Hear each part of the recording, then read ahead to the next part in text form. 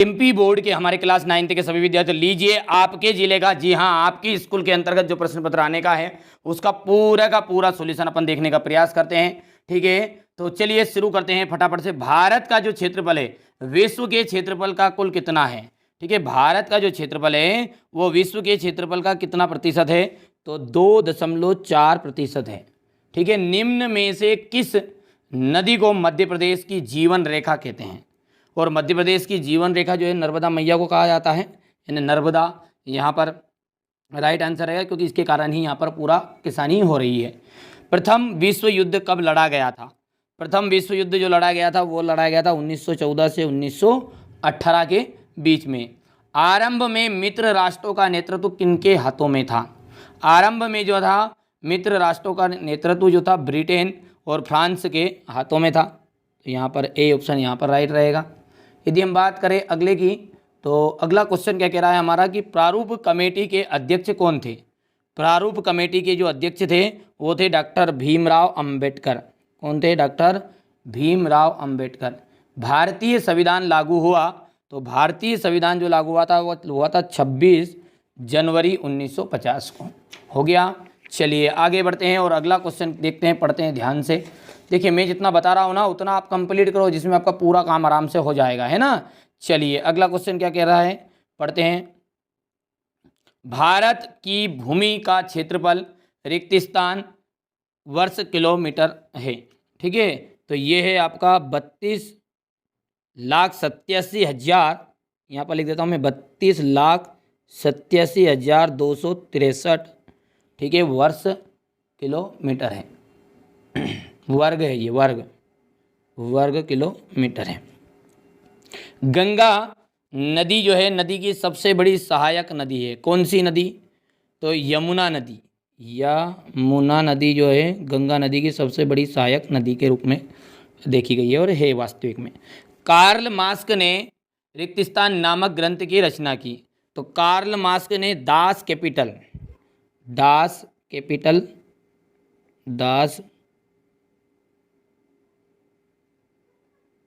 Capital नामक ग्रंथ की रचना की। संविधान सभा की प्रथम बैठक, संविधान सभा की जो प्रथम बैठक थी वो हुई थी 9 दिसंबर 1946 में हुई थी। ठीक है, जो क्रियाएं आय प्राप्त करने के लिए की जाती है, ठीक है, ऐसी क्रियाएं जो आय प्राप्त करने के लिए की जाए उन्हें हम कहते हैं आर्थिक क्रियाएं। क्या कहा जाता है उन्हें? आर्थिक क्रियाएं। हो गया। उत्पादन का मुख्य प्रथम आवश्यक कारक क्या है? देखिए कोई सी भी चीज़ का उत्पादन करें सबसे पहला चीज़ क्या चाहिए? उसमें भूमि चाहिए। तो यहाँ पर भूमि आपको भरना है। चलिए जोड़ी का मिलान करते हैं। 6 नंबर की जोड़ी रहेगी। राजस्थान क्या है? क्षेत्रफल की दृष्टि से सबसे बड़ा राज्य। ड्यूमा का जाएगा रूस की संसद। खरीब का जाएगा ज्वार और बाजरा। ठीक है, ज्वार और बाजरा। और हरित क्रांति का मतलब क्या है? उत्पादन में वृद्धि। श्वेत क्रांति का मतलब होता है दूध से संबंधित। हरित क्रांति का मतलब है कि जो फसल उत्पादन है वो। ठीक है, और भैया यहाँ पर डॉक्टर राजेंद्र प्रसाद है संविधान सभा के अध्यक्ष और देश का सर्वोच्च कानून, देश का सबसे बड़ा जो कानून है वो क्या है? संविधान। आगे बढ़ते हैं और सत्य को समझने की कोशिश करते हैं। भारत के दक्षिण में हिंद महासागर स्थित है। बिल्कुल राइट बात है, हिंद महासागर स्थित है। भारतीय संविधान की प्रस्तावना संविधान की आत्मा है। ये बात भी आपकी सत्य रहेगी। मतदान करने की आयु 18 वर्ष है। ठीक है, ये सत्य बात है। भूमि जो है मानवकृत संसाधन है। मानवकृत का मतलब है कि भूमि को क्या मानव ने बनाया? क्या ये तो प्रकृति ने बनाया, इसलिए ये बात क्या हो जाएगी आपकी? असत्य। 6 से 14 वर्ष के स्कूली बच्चों की शिक्षा में सर्व शिक्षा अभियान एक महत्वपूर्ण कदम है। तो ये भी आपका सत्य रहने वाला है। शिशु मृत्यु दर से अभिप्राय 1 वर्ष से कम आयु की शिशु की मृत्यु से है। तो ये आपका सत्य रहने वाला है। हीराकुंड बांध देखो अब हीराकुंड बांध किस नदी पर बना है? महानदी पर। धर्मनिरपेक्षता का अर्थ क्या है? देखिए धर्मनिरपेक्ष का मतलब क्या है? राज्य का कोई धर्म नहीं होता, सभी धर्मों के प्रति, ठीक है, उसका व्यवहार रहता है। किसी एक धर्म का सभी धर्मों के साथ समान व्यवहार, ये बोल सकते हैं अपन। सभी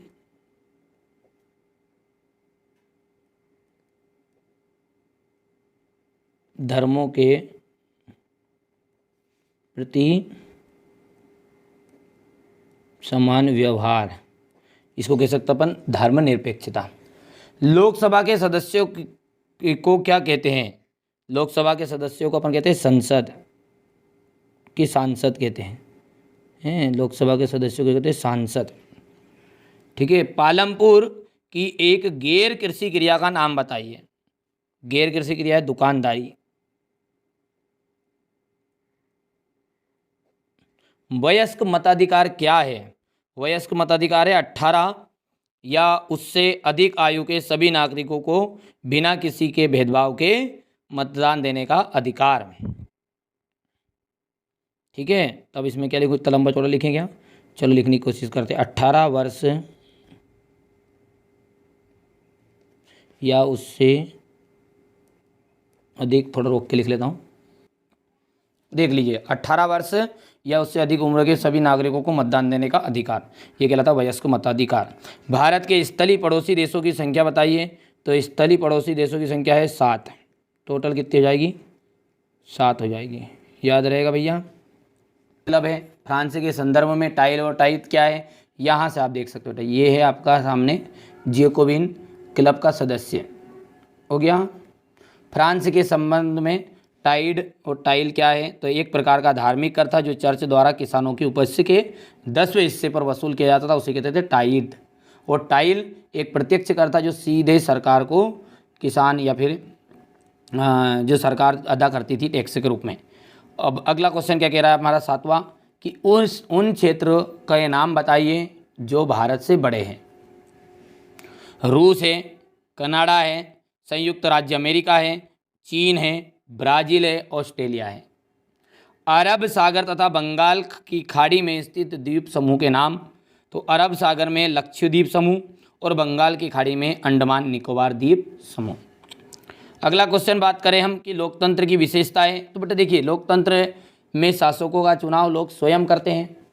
नागरिक अधिकार, यहाँ नागरिकों के मौलिक अधिकार और स्वतंत्रता उन्हें प्रदान की जाती है। बहुत ही सिंपल तरीके से मैंने यहाँ पर आपको बताया है, ठीक है। अब लोकतंत्र का अर्थ क्या है? सरल शब्दों में, लोकतंत्र शासन की एक ऐसी प्रणाली है जिसमें क्या करता है, जनता द्वारा चुने गए प्रतिनिधि शासन करते हैं और इनमें नागरिकों को समानता और स्वतंत्रता का अधिकार प्राप्त होता है, कर सकते हैं। ये यहाँ तक आप देख सकते हैं। देखिए, कृषि पर आधारित 2 उद्योग, चीनी उद्योग और सूती वस्त्र उद्योग। ये सारे के सारे क्वेश्चन अपन पेपर के ही कर रहे हैं। देखो, ये क्वेश्चन नंबर 9 है आपका पेपर का, ये क्वेश्चन नंबर 10 है, 11 पहले इसका स्क्रीनशॉट ले लो पेपर का, ऐसा हो तो।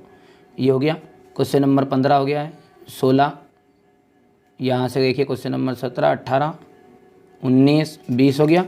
20 के बाद में बेटा अपन देखते हैं तो ये क्वेश्चन नंबर आपका 21, 22 और ये 23, ठीक है। तो अपन क्वेश्चन नंबर 9 तक अपन ने अभी तक स्क्रीनशॉट ले लिया था, यहाँ से आप बढ़िया से कंप्लीट कर लेना है ना। चलिए 9 के बाद में अपन देखते हैं तो ये देख सकते हैं अपन क्वेश्चन नंबर 10, ठीक है। कोऑपरेटिव क्या था? खूनी रविवार की घटना क्या थी? बाबर क्या है था? ठीक है। एकमात्र ज्वालामुखी कहाँ स्थित है? सेवा क्षेत्र क्या है? बेरोजगार का शब्द का अर्थ स्पष्ट करना है। देखो, संविधान, लोकतंत्र के कोई 2 दोष बताने हैं आपको। लोकतंत्र के आपको क्या करना है? कोई भी 2 दोष बताने हैं। इस पेपर को साइड में रख लेते हैं, ठीक है, कोई दिक्कत नहीं। हो गया बेटा इतना? लोकतंत्र के दोष हो गए। लोकतंत्र के दोष के बाद में पालमपुर गांव में गैर कृषि क्रियाएं लिखिए। संसाधन के रूप में लोग से क्या आप समझते हैं? 1789 में की फ्रांसीसी क्रांति का तत्कालिक कारण क्या था? कार्ल मार्क्स का पूंजीवाद पर क्या विचार था? फ्रांस द्वारा दास प्रथा का उन्मूलन कैसे हुआ, समझाइए। प्रथम विश्व युद्ध में रूस की क्रांति का क्या प्रभाव पड़ा? क्वेश्चन नंबर 17 आप देख सकते हैं। क्वेश्चन नंबर 17 के बाद में आपका सामने ये देख सकते हैं यहाँ पर क्वेश्चन नंबर 18, ये क्वेश्चन नंबर आपका 19, ये यहाँ पर देख सकते हैं, इसका अथवा रह जाएगा ये। क्वेश्चन नंबर 20 हो गया। लोकतंत्र ही क्यों है, अपने तर्कों पर विवेचना कीजिए, और ये इसका अथवा वाला रहेगा। बांगर और खादर भूमि में अंतर, क्वेश्चन नंबर 22 हो गया है। ठीक है भैया, तो इस तरीके से आप पूरे क्वेश्चन को कर सकते हैं। ये अंतिम आपका क्वेश्चन नंबर 22 का अथवा वाला हो गया। यहाँ से आप देख सकते हो बेटा क्वेश्चन नंबर 23 है, ये 4 नंबर का, इसलिए इतना बड़ा लिखना ही पड़ेगा क्वेश्चन नंबर 23, और इसी के अथवा वाला क्वेश्चन ये रहा। ठीक है, तो ये मैंने आपको पूरे क्वेश्चन के आंसर की, पेपर के आंसर की आपको पूरी बता दी है। चलिए, तो एक तरह का पेपर और क्वेश्चन पेपर मैं आपको बताऊंगा, यदि नहीं देखा है तो ज़रूर उसको पेपर को देखना है आपको। 2 तरह के पेपर आपको करने हैं केवल, बस दोनों पेपर को आपने कंप्लीट कर लिया तो आप अच्छा स्कोर कर पाओगे। देख लीजिए, कुछ इस तरह का पेपर है। एक तो पहला फ्रांस